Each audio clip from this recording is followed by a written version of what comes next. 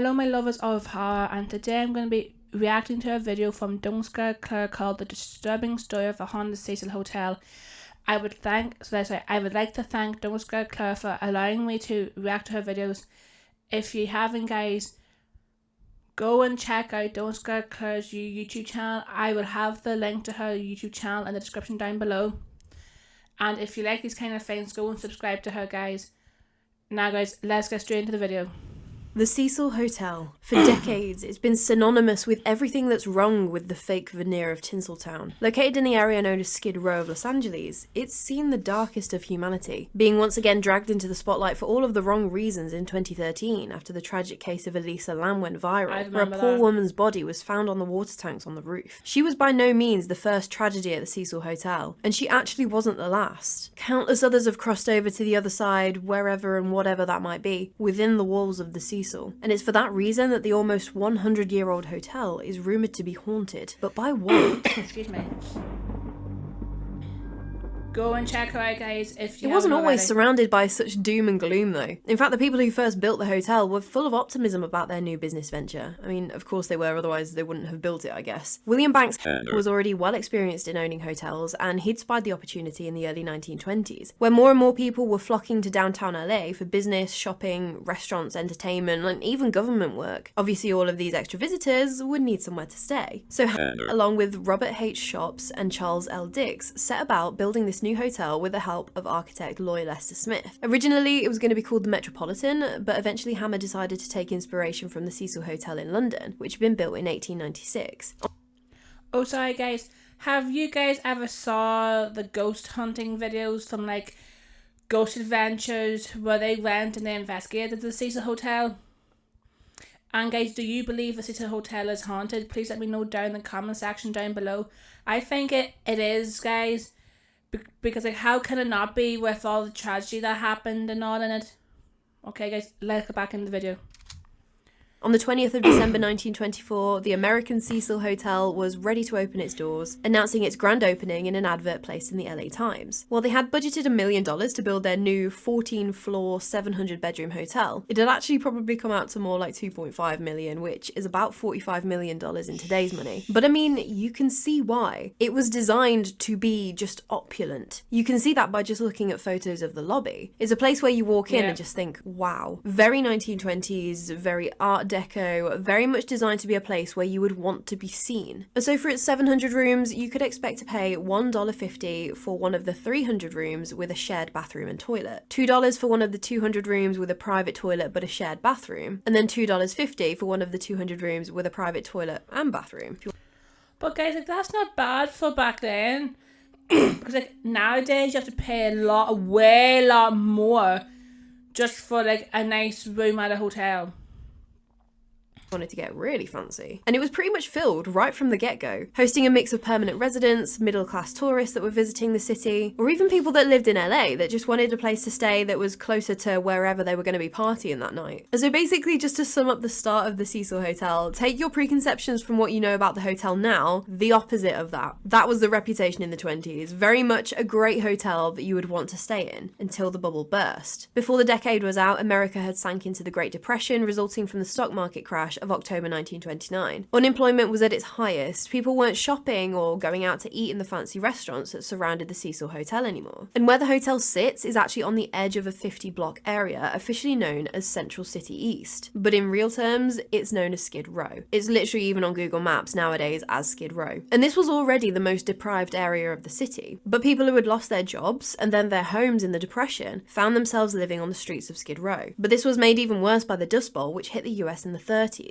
which was basically a bunch of dust storms and droughts that decimated farming. So even more people are losing their jobs and were moving out west for work. LA was about as west as you could get, and the job market wasn't exactly peachy. So then you add all of these people laid off from the farms, desperate for work, without anything to their name, also living on the streets of Skid Row. With the Cecil being so close, people who could scrape together enough for a roof over their heads would spend the night at the hotel where they could. But as you can imagine, like so many people living on the streets, during this time, it was not a nice place to be. Violence Violence, drugs, gangs, mental illness, addiction, both outside and inside the Cecil. And even as the economy started to recover, Skid Row remained that last resort for people who found themselves completely down on their luck. And the Cecil, like so many hotels around it, became that very small step up from living outside in a tent. It was never going to be seen as this glitzy, luxurious place to stay again. And so when you're faced with life turning out that way, like maybe you've lost your job, your wife wants a divorce, you've run away from home, whatever it is, and you just can't see a way back from this, the permanent solution to an always temporary problem is always going to look pretty appealing to some people, isn't it? And for seemingly a lot of these people, the Cecil Hotel became the place where they could choose to end it all in relative privacy. And when I say a lot of people, I really do mean a lot of people. It even earned itself the nickname the Suicide or Hotel Death. And there are a lot of recorded cases written about in books, especially Richard S. Stepp's American Hotel Story and Death at the Cecil Hotel by Dale Richard Perelman. But I'm not going to go into every single one and each method because there are a lot, and I'm not about to get my channel shut down because some of them are horrendous. But you can imagine the emotions in the walls of those rooms though, where people have checked into the Cecil Hotel with the express intention of ending their lives. And sometimes it's not a quick thing. They don't get the keys to their room and then immediately flick the off switch on life. It can take hours and sometimes days marinating in that awful emotion of deciding whether or not to go through with it and then working up the courage. Absolutely awful. There was a case in 1927, actually I think the first case, and even before all the Great Depression troubles, where a 52-year-old man called Percy Ormond Cook had become estranged from his wife and son. He'd checked into the Cecil Hotel and written a heartfelt letter to his wife, telling her that he was thinking of ending it all. Kind of like, if I can't have you and our kid in my life, it's not worth living. The days passed and he got no word from his wife. No begging him to reconsider, to just come home, we can work it out. Not even a please get help, nothing. Which, I mean, it was the 20s, therapy wasn't really a thing, so maybe not the last one anyway. And so a week later, Percy wrote another note addressed to the person that would go on to discover his body. And like, you can just imagine the energy and the emotions going on in that room, stewing in all of that for a week. That's a lot. But a popular method that the Cecil Hotel lent itself well to, obviously being over 14 floors, was throwing yourself out the window. And obviously all of these stories are sad, of course they are, but one was just all that more tragic. Because on the 12th of October 1962, 27-year-old Pauline Otten fell 9 stories to her death. The worst part, 65-year-old George Gianni was walking along the pavement at just the wrong time, and both were killed instantly. Initially, police had thought that they must have jumped together out the window, like that's the way that the bodies had fallen. But they found that George still had his hands in his pockets and his shoes were still on. Literally not a care in the world, minding his own business, walking along the pavement. Could one of these many jumpers over the years though have actually been a murder? I mean, it's easy to make it look like a suicide, right? Because on the 14th of March 1937, a 26-year-old Grace Magro fell 9 stories, but she'd actually hit a bunch of telephone wires on her way down, which had broken the fall somewhat. That isn't a good thing though. All it did was slow her fall enough so that she didn't die immediately, and she actually died shortly after of her injuries. She'd been staying in a room with a guy called M.W. Madison, who was a sailor, and who most definitely was not her husband. Madison insisted that he had been asleep at the time when Grace had jumped. But there were a few things that were just a little sketchy. First of all, there was no note, which is weird, but suicide notes in reality aren't actually all that common. I think fewer than half actually leave a note, which I didn't realise the percentage was so low, but there you go. But then also, this bit is,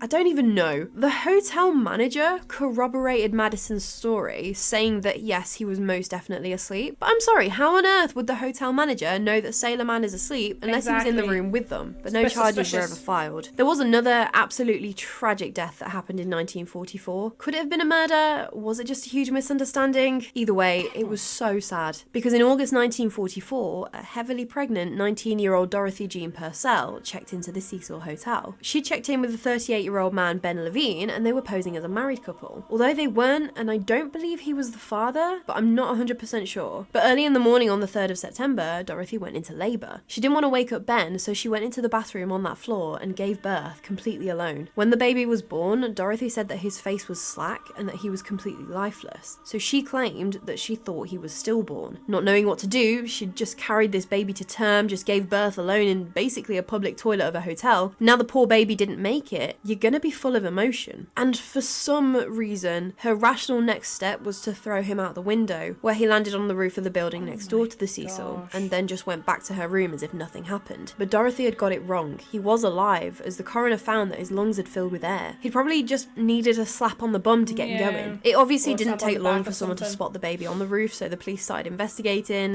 and it wasn't that hard to track down all the women who looked 9 months pregnant, staying in the vicinity of the building that the boy was found on. They eventually found Dorothy guilty of manslaughter by diminished responsibility. So basically she'd been so emotionally traumatized by what had happened that she'd been temporarily insane when she'd thrown her baby out the window. Just an all-round awful story. Just so sad. And this is just a collection of really sad stories today, okay? Just like lots of misery and misfortune bringing out the worst in people. Like on the 4th of June 1964, when one of the permanent residents of the Cecil was found murdered. 65-year-old Goldie Osgood, who went by the nickname Pigeon because she liked to feed the pigeons. She was found in her room 1016 after being stabbed and strangled with a hand towel. Police had no real leads on who could have done this. They did take a guy called Jacques Erlinger in for questioning, and he sounds real sus, right? He was another permanent resident of the hotel. He had bloodstains on his clothes and scratches on his face. But 2 days after arresting him, they let him go, and Pigeon Goldie Osgood's case remains officially unsolved. But the murders themselves aren't the only connections with death that the Cecil has picked up over the years. Apparently, Elizabeth Short, the victim of the infamous unsolved 1947 Black Dahlia murder, was spotted by an LAPD officer called Merrill McBride leaving the Cecil Hotel bar. Merrill had gone on record saying that Elizabeth had ran up to her on the 14th of January 1947, crying, saying that her ex-boyfriend was going to kill her if he saw her with another man. The officer had gone back to the bar with Elizabeth, but the ex wasn't there anymore. Elizabeth had kind of composed herself by that point, and she said she was okay, and the two parted ways. 30 minutes later, Merrill saw Elizabeth leave another bar with 2 sailors and another woman, and she said she was fine, totally okay, and that was that. But that would be the last sighting of Elizabeth Short alive, as her body was found the next morning. And I don't know which bar was the Cecil Hotel bar, whether it was the first bar that the officer went back to with Elizabeth, or the one that she saw Elizabeth leaving from with the sailors. I'm not sure. But the Cecil has also found itself to be the home of 2 serial killers over the years, which, thinking about the reputation that the hotel had at the time, and the location of the hotel being in such a deprived area, it's the perfect place for a monster to hide, right? Drug overdoses on Skid Row would keep the ambulances busy, and literal open gang warfare on the streets kept the police away tending to other emergencies. Easy for a killer to slip in and out of the Cecil without drawing too much attention. The first serial killer to take up residence in the Cecil for a time was none other than Richard Ramirez, the Night Stalker. And if you don't know about the Night Stalker, I'm not going to get into it here because he's one of the big heavy hitters that pretty much every single true crime podcast will cover at some point or another. But if you want a more detailed rundown, there is an excellent Netflix documentary mini-series thing called Night Stalker, The Hunt for a Serial Killer. That was absolutely brilliant. Or if you want a deep dive that spares absolutely none of the grisly details, the last podcast on the left, probably my favourite podcast, they did a little 2-parter on him, episode 110 and 111. But basically his whole shtick would be that he would break into any house that caught his eye, didn't really care for sticking to like a certain demographic or anything like that, and would just target what looked like to him to be an easy victim, very opportunistic. And he would do absolutely awful things to his victims before murdering them. And one of his favourite hotels to live out of while he was doing all of this was the Cecil Hotel, and always the 14th floor. Some people say that Richard's room was 1419. There have been like paranormal investigations, and he may have stayed in that room, but it seems like Richard was in and out of different hotels at the time, so he might have stayed in a few different rooms on the 14th floor, but he kept returning here. He liked the Cecil so much because no one ever saw nothing. No one was going to go squealing about what they may or may not have seen Richard doing, because allegedly he would come back after brutally killing some poor innocent victim, strip off the bloody clothes in the alley behind the hotel, and climb the stairs all the way up to the 14th floor, where he would blast heavy metal music all night, read Anton LaVey's Satanic Bible, and get stoned. His protection from Satan would eventually run out though, as he was caught on the 31st of August 1985 and put on death row, where he died of cancer in 2013. And the other serial killer that operated out of the Cecil Hotel was an Austrian guy called Jacques, or Johann Unterweger, who was known as the Vienna Woods Killer. Again, episode 445 and 446 of the last podcast on the left, everything you need to know about Jack. But this sicko was a serial killer who liked to murder sex workers with their own bra. That was his whole MO. And at the time he was staying in the Cecil Hotel in 1991, he'd actually already gone to prison for a murder and had been released for killing a woman with her own bra. So to the world, he'd apparently bettered himself in prison and had turned over a new leaf and all of this, when in reality he was still going out and murdering sex workers on the sly. As part of his new good boy behaving himself and not killing people fake life that he was leading, he was sent out to the US from Austria to write about attitudes to prostitution and crime in LA. And what better place to stay in LA when you're writing about its seedy underbelly than the Cecil Hotel? It was the perfect spot to get some hands-on experience about the material he was writing about, but Jack just couldn't help himself, could he? He'd actually gone on to murder 3 women in LA between the 11th of June and the 16th of July. He wasn't caught while he was still staying in LA and actually went back to Austria and committed more murders. But you'll be pleased to know that eventually Jacques Unterweger was caught again and charged with 11 murders, which she was found guilty of 9 of them and sentenced to life without the possibility of parole in Austria. And by that I mean you'll be pleased he was caught, not how many murders he was charged with. But the slime bag topped himself the very night he was handed his sentence. Coward. And now by this point we're going into the 2000s, and there's still very much a problem on Skid Row. Drugs are still a major part, and so along with that you've got the violence, the gangs, addiction and mental illness. Still an absolutely awful place to find yourself. And the Cecil Hotel is still in the middle of it, still suffering the same reputation problems, and every now and then guests will report having a weird paranormal experience. But we will get into all of those in good time. In 2011, part of the hotel was rebranded to Stay on Main, which seems to be potentially an attempt to try and move away from that reputation that the Cecil Hotel had earned. Maybe, I don't know. It was marketed as basically like a modern, cheap place to stay in downtown LA, which was exactly what Canadian student Elisa Lam was looking for in 2013, when she set out solo travelling around the west of the USA. And Elisa Lam, she really could have been an hour-long episode alone. There are so many twists and turns in this story, mainly the conspiracies and the rabbit holes that people have gone down with this. And if you want to learn more about the absolutely heartbreaking story of Elisa Lam, the 4-part Netflix documentary is absolutely excellent. It's called something like Crime Scene Vanishing at the Cecil Hotel, but I'll try and keep this as a really basic outline of the story. So Elisa Lam was a 21-year-old woman who suffered quite badly from mental illness, specifically bipolar disorder. She wanted to go travelling and had gone to California for her first trip. Her parents were a bit iffy about her going, but she promised, "I'll be super careful, I'll call you every night and let you know what I'm up to." And so they'd agreed to let her go. Her first stop had been San Diego before arriving in Los Angeles, checking into the Stay on Main hotel on the 28th of January 2013. But apparently she was already showing super erratic behaviour by this point. She'd gone to a filming of the Conan O'Brien show on the 30th of January, but apparently she'd had to be ushered out because of her strange behaviour. She was even made to switch rooms at the hotel, because her original room, room 506, was shared with other roommates, and apparently she was acting super weird, leaving notes on their pillows saying stay away and just freaking them out. So on the 31st of January, hotel staff actually moved Elisa to a single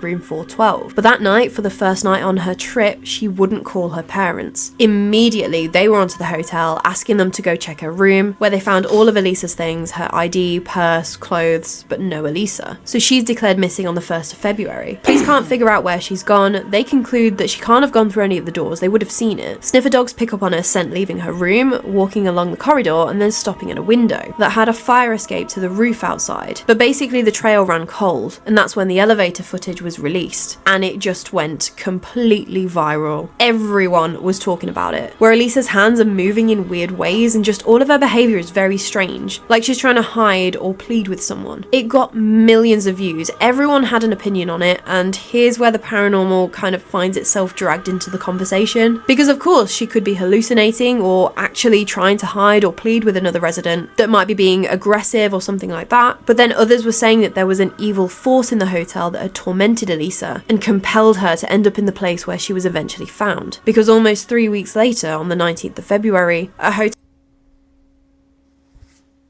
employee was sent up to the water complaining about low water pressure and that the water that was coming through was discoloured, had a weird smell and tasted funny. The employee looked in one of the water tanks and found the partially decomposed body of Elisa Lam floating in the water. So then the mystery of what happened really ramped up, and people were convinced that she couldn't have done it to herself, that it must be someone else that murdered her and dumped her in there, or that somehow this evil force was connected. But I think she could have done it to herself, and she did. The toxicology report showed that she didn't have a high enough concentration of her bipolar meds in her blood, meaning that she must have either not been taking them or not taken enough of them. So I think being off her meds in a new place led to or didn't help whatever it was she was going through, and she'd gone to the roof and got herself stuck in one of the water tanks. I know some people will still say that, well, that just doesn't make logical sense. You've got to remember that she wasn't thinking logically. I know it's not the most sensational explanation either, but usually the one that's the least likely to draw in a crowd is the one that's closest to the truth. But then people saying that the lid to the water tank was closed, and she wouldn't have been able to do that if she'd have just jumped into the water tank herself. So that's proving that there must be foul play going on, like someone else must be involved, right? But I'm pretty sure that the maintenance man said that he'd come across it and it was open while they were first searching for Elisa. Like obviously they would have done an initial first sweep of the roof just to make sure, and then he just closed it. Like obviously it shouldn't have been open, so maybe he just went and just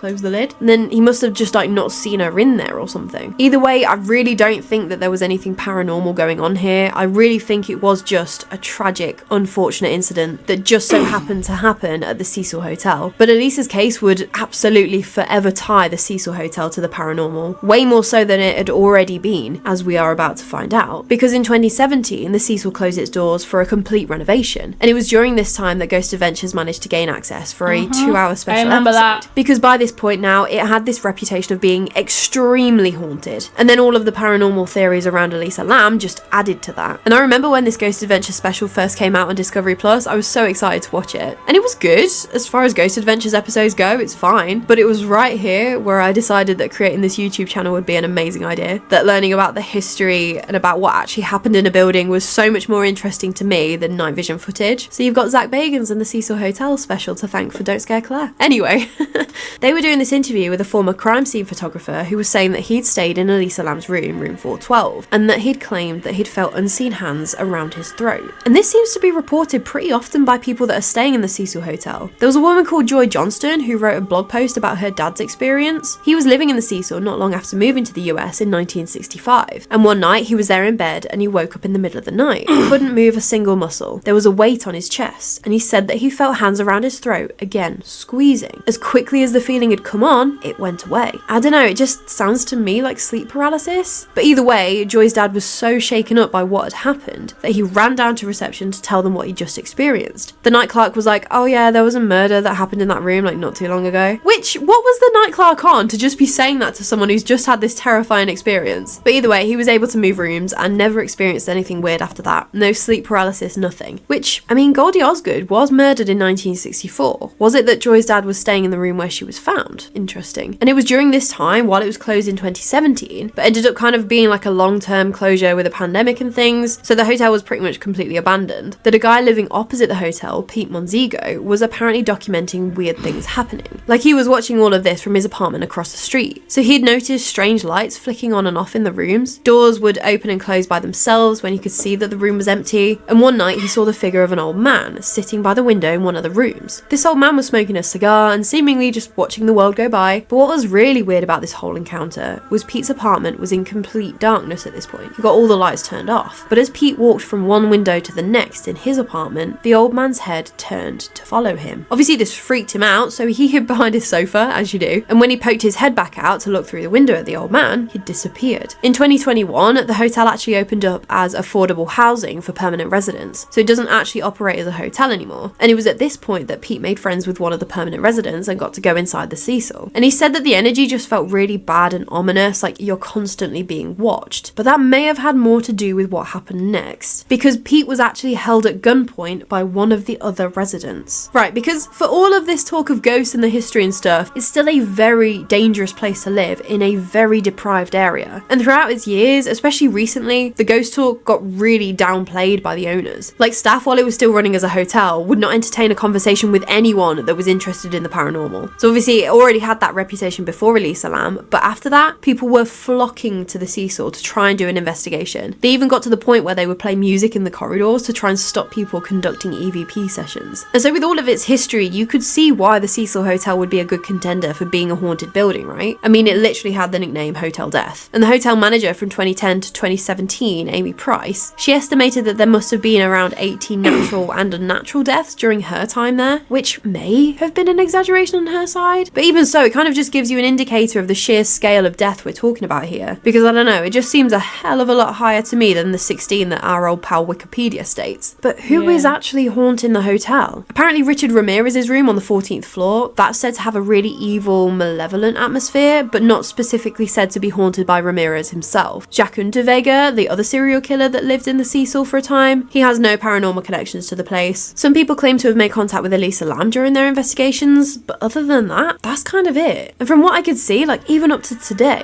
none of the permanent residents have gone online to report anything weird from their time living there. It's more just that in certain areas of the hotel, there's a really creepy vibe, which could have more to do with your neighbours. But then you've got to think about it, like it's a huge hotel designed to house like 600 people now. Footsteps and doors slamming are kind of going to be the soundtrack to your day, so it's going to be harder to say for sure whether something's unexplainable, isn't it? But even if the claims of paranormal activity have been exaggerated over the years, I think between the thought of the horrendous things that have happened here during its lifetime, and the things that continue to happen here to this day, I'm pretty sure I wouldn't get a good night's sleep if I was to stay there overnight. So what do you think? Do you think that the Cecil Hotel is as haunted as it's been made out to be over the years? Or is the paranormal just a juicy extra detail in this hotel's long and not very happy history? I don't doubt that the Cecil Hotel could be haunted. You have that much death and just all around misery, there's the recipe for your ghosts, you know? So much so that the Cecil was actually the inspiration for the American Horror Story hotel season. But also, yes, it's had a very sad history with a lot of death connected to it, with links to serial killers and all sorts, but it's not special. Maybe that's the wrong word. It's not unique. The Elisa Lam case made the Cecil Hotel just basically go viral, which put a spotlight on the other tragic things that have happened here over the years. But it would be interesting to know about other hotels in the area that I'm guessing will be just as full of people that have hit rock bottom, that are down on their luck, that are experiencing the worst times of their life, and then that they're maybe going through drug addiction, mental illness, all the other things that can lead to tragic stories that YouTubers can make a living talking about on the internet. I don't know if I'm being very clear at what I'm getting at, but basically, yes, I wouldn't be surprised if someone came to me in the comments and said, Claire, the Cecil Hotel is haunted, these are the things that I've experienced here, and these are the people from those stories that you mentioned that still haunt the place, and then proceeded to mention names like Goldie Osgood and Percy Orman Cook, or even names of people from incidents that I haven't mentioned. Like, don't forget, Elisa was the most famous, but she wasn't even the last. Even in 2015, there was a man that was found on the pavement outside the hotel. They don't know if he jumped or if he was pushed. They don't know anything about him. But also, there is something in the back of my mind that just makes me think, is it just because of all of these sad stories that people are convinced that the stories alone must mean that it's haunted? And there's no way that it couldn't be. Because a lot of the current residents are adamant that there is absolutely nothing paranormal going on there now. But please do, let me know what you think. I feel like today's episode, it touched on some huge topics in themselves, so hopefully I gave you a good enough outline of them in the context of the Cecil. I'm not about to become yet another true crime channel, but if you're interested in any of the true crime cases I mentioned, the sources that I recommend are absolutely brilliant. I will list them in the description too. And if you enjoyed this video, you'd absolutely help me to feel a million times better if you could leave me a little like. And thank you for being so patient with me while I was getting this one out to you.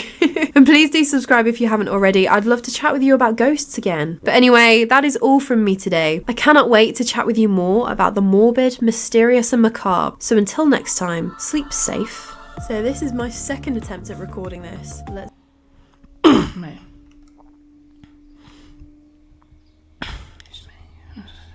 Okay guys, that was my reaction to Dungska Clare's The Disturbing Story of the Haunted Cecil Hotel.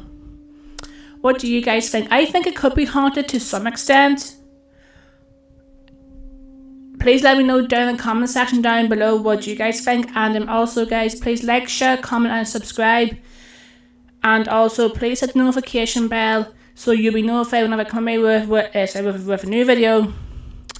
And also I would like to thank again Dungska Clare for allowing me to react to her videos.